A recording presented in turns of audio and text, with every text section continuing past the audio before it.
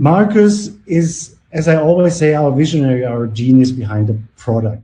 We have did much more work on the scientific basis of Healy, and especially on the question, how can we explain how Healy works, on which level Healy works, frequencies work, what is the information field, what is the bioenergetic field, all these questions. We have worked out new models to explain it in a simple way, but not in a too simple way. So I want to take you on a small journey through some of the stations now. And the first station is something which will challenge you a little. What I'm presenting here is not really mainstream science, but it's something like what's called emerging science. It's like on the frontiers of science, but there are many great scientists, also Nobel laureates, who are thinking about this terminology which I'm using here. So it's not yet there at the universities, but it's a little ahead of its time. So if you look at this picture, maybe in the beginning it looks bewildering, but then if you understand the structure, it shows you, it gives you a clear insight about the ideas and the worldview behind Healy. And here you see Healy in the very center. In the very center of this picture is Healy. So what is the center? The center is a level which I call the quantum processes.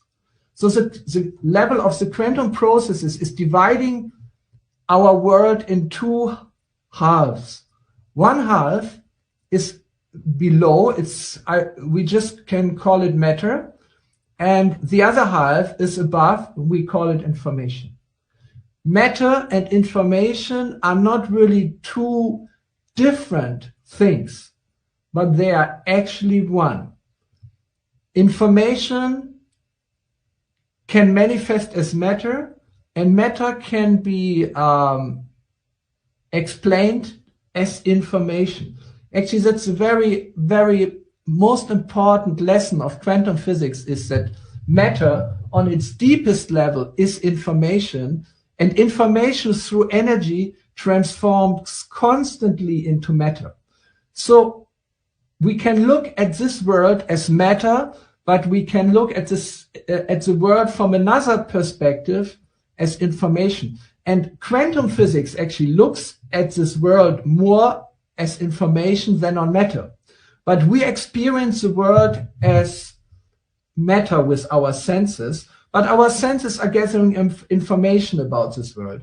So in a way, this reality in which we are living is a constant transformation of energy in information, information into energy, energy into matter, and matter into information. It's a process, a very creative process, where these three very fundamental aspects of reality, matter, energy, and information, are transformed into each other. And the main transformator between matter and information, this is what we call quantum processes. So let's look at matter. Matter has two aspects. The first aspect is our molecular body. This we all know from school. Our body consists of molecules which are connected by chemical forces and interact through electrons, but they also interact through photons. So these are two aspects of our electromagnetic body. The electromagnetic body is a field which permeates our whole body. It's more subtle than the molecules of our body, but these fields are controlling our body. So it's electrical fields and electrical energy on the lower side, and the upper side, it's quantum fields of light, or quantum electromagnetic fields. This is what we call the biophotons. So all of this together makes up the way how we visualize matter here. It's a molecular aspect of our body, and this is the electromagnetic aspect, which has an electrical aspect and a very subtle aspects of biophotons. So we will talk a little later about the electrical aspect, which we have very much focused always in our explanations about Healy regarding the cell membrane potential. The cells are really the most important units within our body. And the cells produce the energy which we are using in our body. And they produce this energy in the form of ATP, which is something like the fuel of the cells. And in this becomes the fuel of the body. It creates the heat. It creates our ability to move, everything. But the cells can only produce the ATP if they have a strong electrical potential. It's like a battery. It needs a voltage. So our cell membrane have a voltage. This is the basic electrical unit which we are using. But above this, our cells communicate with each other through photons. This is electromagnetic radiation. And those photons, which have a very specific biological meaning, are called biophotons. They are quantum, photons are also quantum-like, but they're creating a coherent quantum field, which is like an aura, but this is actually a scientific field, permeates our whole body and controls many of the biochemical and biophysical processes. So that's the visible material world. But on top of it, this material substances of our systems are permeated by information fields, which through quantum processes guide the movements of the electrons, the movements of the body, guide the chemical reactions. This is all done within the information field, which very nature is quantum entanglement. So quantum entanglement, it's a very specific term from quantum physics, but I want to give you a very clear idea what it is. If you have two things, like the Healy and the small statue, if they are once connected in a quantum process, even if they move very far away from each other and are separated, they will be still connected by quantum entanglement. This is something which we know it's true for photons, it's true for electrons, but it's generally true for everything which once had a connection with each other, that it will stay connected in a generalized sense. So, but this means that all the things in this world have a kind of relationship which is hidden. It's hidden because we analyze this world in terms of separate objects, and we can only do this by losing the information of wholeness. So to get this information of wholeness back into the picture, we need the information field, which very nature is quantum entanglements, as a complementation of our material worldview. Otherwise, we end up in a world which doesn't make any sense anymore, where we cannot connect body back to the mind and the spirit, which is very much necessary to make meaning out of this world. So we have the information field up here, we have the material body up here, and in between we have the quantum processes. And this is where Healy operates, because Healy in its very center, it's something like on the back of the Healy hardware. It has what we call a quantum sensor. It's actually a physical noise generator, which through entanglements connects the information fields with the material aspect of our organism. So the Healy analyzes on this level of the quantum processes, it analyzes constantly which frequencies shall be applied to achieve two goals. And these two goals are very clearly shown in this graphic. There's one arrow going down and one arrow going up. It's actually the same arrow which has two directions, but this makes it very clear. From Healy comes microcurrent. Microcurrent is electrical current which has a very, very low amplitude. The amplitude is so small that you can hardly feel it, but it's high enough so that our cells can recognize this microcurrent, and it's of the same amplitude as the currents which our body produces itself. For example, if we cut ourselves, the body is producing very low amplitude of current to support the healing. So this is the same principle. We are using the microcurrent, which is coming from Healy with low frequencies to affect the electromagnetic body, especially on the level of the cell membrane, but also on the higher levels. The low frequencies work very much down to the border between the electrical field and the body, and the little higher frequencies work higher up. But then the higher frequencies, they work in this direction. They work towards the bioenergetic field. The bioenergetic field is that part of the information field which relates to our body through bioenergy. Bioenergy is chi in Chinese tradition, or prana in Indian tradition, but it's actually flows of quantum information and quantum energy which connects the information field with the material aspect of our being. So the Healy is really placed in the middle, and through the two ways how the microcurrent frequencies operates, connects the information field to the material aspect of our existence. So I want to show you, oh, I can move myself in this direction. Look at this simple picture. It's a simplified version of the diagram which we just looked at. We still have the Healy in the center, and from the Healy we have microcurrent frequencies going in two directions.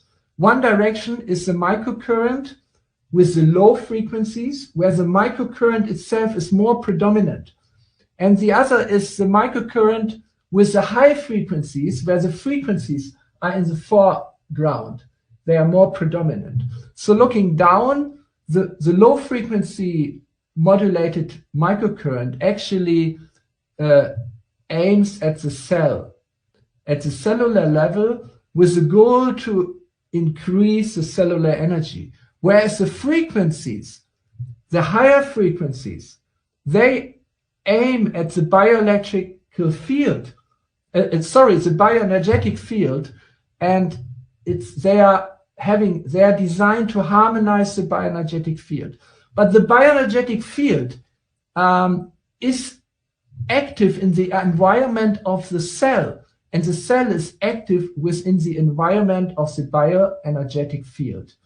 So the fields are within the body, and the body is within the fields. This is the wisdom of this ancient Taoistic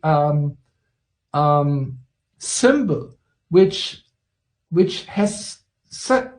gives us such a deep insight into how this world is organized.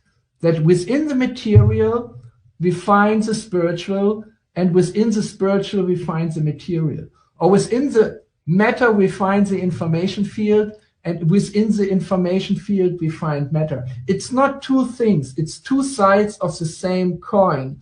Or here we have it as the two aspects of reality. And the symbolism of this yin and yang symbol is very clearly, if you look at it, it's a vibration or it's a frequency. So how does matter and information talk to each other? Through transfer of energy. And this transfer of energy can only happen through frequency and amplitude. So frequency is really the most important property of the energy flow which connects information field and matter. The goal of this science is really to connect body, mind, and soul, to connect information, matter, and energy in one big picture.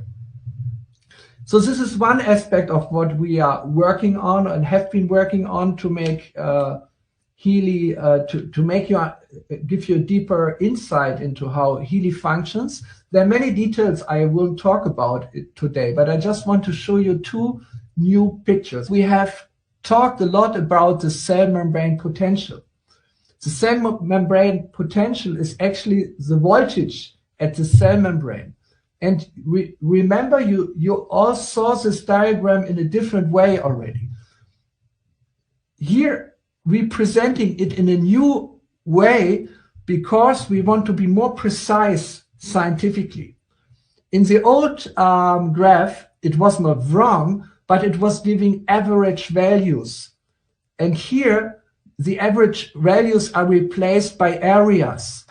For example, the healthy young cell starts at minus 90 millivolt and goes up to minus 45 millivolt. So that's all the range in which the healthy young cell can operate. Like a liver cell normally is around 45 millivolt, whereas a muscle cell needs a higher action potential of minus 90 millivolt, and all the other cells are in between. So this is a more precise idea, presentation of the same idea. So at minus 45 millivolt, uncontrolled cell division starts. So this is the area we really want to avoid. And in between minus 60 and minus 30 millivolt, we have the cell which starts to age, which develops symptoms of sickness and starts to cause pain. So this is a gradual process which starts with a young and healthy cell, and through a gradual process goes until 0 millivolt, which actually means that the cell is dying. And here we have areas where inflammation or ischemic situations or pains are predominant. This model actually goes back to two great researchers, Robert Becker and Björn Norderström, and especially Björn Norderström. Both of them are amazing pioneers with a very strong standing in the scientific community. Björn Norderström was even the former chairman of the Nobel Prize Committee for Medicine. Now I want to show you another diagram which will also be a part of the company presentation in future, because we're talking about the cell, and not everyone really still has a very clear about how a cell is actually composed. So here you see the cell membrane, and the cell membrane itself, it's not conductive, so it's not conducting electricity. It's like, yeah. So outside the cell, we have a positive potential, and inside the cell, we have a negative potential. That's the meaning of why we are saying a minus 90 millivolt, why the cell membrane potential is negative, because inside the cell, the intracellular space, it's charged negatively. So this creates the cell membrane potential, which is up to minus 90 millivolt. But the cell membrane potential is not the only membrane potential in the cell, because inside the cell, we have the mitochondria. The mitochondria are the little power stations of the cell, and actually they are producing the ATP, and they have the mitochondria have their own membrane potential, which is even higher. It's minus 150 millivolt. So when the cell membrane potential of the cell is strong, we can also expect a strong membrane potential at the mitochondria. And this is exactly the place where the ATP production takes place, where the cell produces the energy which we need for moving and for living. So actually, I have done a lot of research on the state of science on the cell membrane potential, and on the mitochondria, and they all indicate that microcurrent, with especially the low frequencies, can be supportive for both of this membrane potential, for the cell membrane potential itself and for the membrane potential of the mitochondria also. So here we have a very good model to explain how the microcurrent dominant aspect of Healy works, whereas the Nunonina programs of the Healy, they are mainly focusing on the effect of the frequencies on the bioenergetic field. So we are relying, when we use Healy, on both of these effects. We want to harmonize with the higher frequencies the bioenergetic field, and with the lower frequency microcurrent, we want to support the cellular energy. And all this together gives a very strong basis to the effect of the Healy. I found there is a very interesting way to measure the cell membrane potential non-invasively by measuring the bioimpedance and a related parameter from the bioimpedance, which is called the phase angle. So we have done lots of experiments here in our laboratory and have seen that actually the low microcurrent frequencies applied by Healy, they can increase this. So we found a new way to measure actually how microcurrent frequencies can increase the cellular membrane potential. So there's a lot of new things coming up, and we will keep you informed about the process, and most of the things we will also publish in the network. So thank you very much for listening. I hope this was not too technical and too detailed, but if you're already using Healy, you have a right to know the background, a little about the science and of it, and I see my main duty in doing this.